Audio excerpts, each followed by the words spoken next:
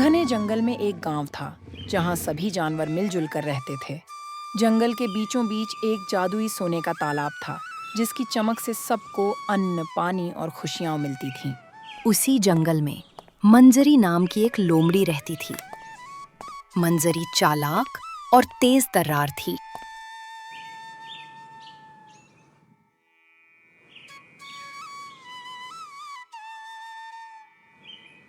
अगर ये सोने का तालाब सिर्फ मेरे पास हो तो मैं जंगल की सबसे अमीर बन जाऊंगी।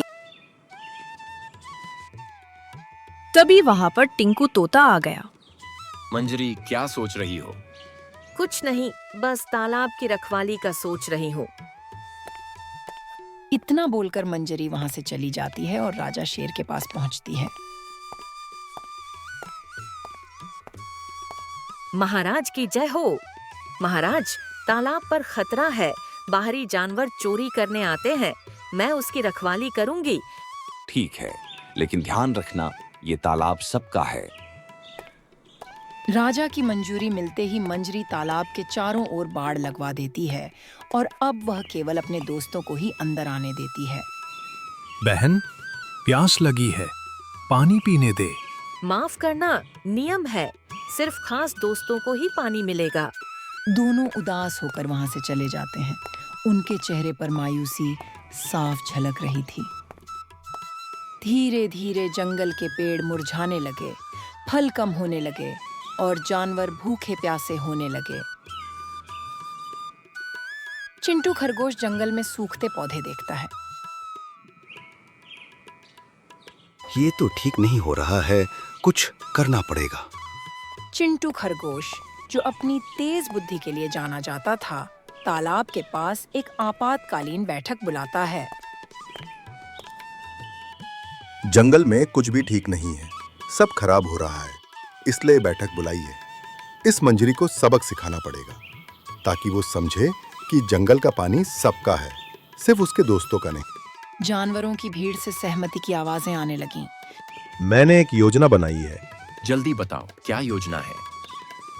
हम लोगों को मंजरी को ऐसा यकीन दिलाना होगा कि अगर तालाब को बांटा नहीं गया तो उसकी जादुई ताकत खत्म हो जाएगी। अगले दिन तालाब से हल्की हल्की धुंध उठने लगती है।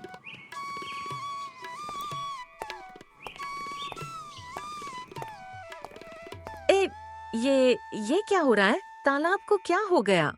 तभी पीछे से एक आवाज आई। मंजरी, यही तो डर था, तालाब नाराज है।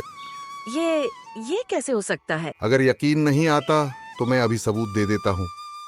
हे जादुई तालाब, क्या तुम नाराज हो? मैं नाराज हूँ। अगर जंगल के सब बच्चों को मेरा पानी नहीं मिला तो मैं सूख जाऊंगा। मंजरी ये देखकर घबरा गई। नहीं नहीं, मैं तालाब बांट दूंगी। सब आकर पानी और फल ले सकते हैं। धीरे धीरे सारे जानवर पानी पीने के लिए आने लगे।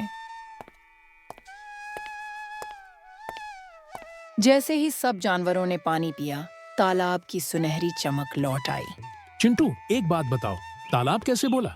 भालू भैया, ऊपर देखो, टिंकू आवाज निकाल रहा है। उधर ये सब खबर शेर को लगती है और वह मंजरी को बुलाने के लिए कहता है। शेर ने बाघ को भेजा और बाघ मंजरी को बुला लाया। मंजरी, मुझे ये सुनकर दुख हुआ कि तुमने जंगल के तालाब पर केवल अपने दोस्तों का हक बताया। क्या यही है वो इंसाफ और समझदारी जिसके लिए मैं तुम्हें जाना करता था? महाराज, मैंने गलती की। मुझे लगा मैं तालाब की रक्षा कर रही हूँ, लेकिन असल में मैं दूसरों का अधिकार छीन रही थी। ठीक है, इस बार हम तुम्हें माफ करते हैं, लेकिन तुम्हें सारे जानवरों से भी माफी मांगनी होगी। मैं सबसे माफी मांगती हूँ। मुझे अपनी गलती का एहसास हो गया है। हाँ मंजरी, हमने तुम्हें माफ किया। और इस तरह जंगल में फिर से खुशहाली लौट आई।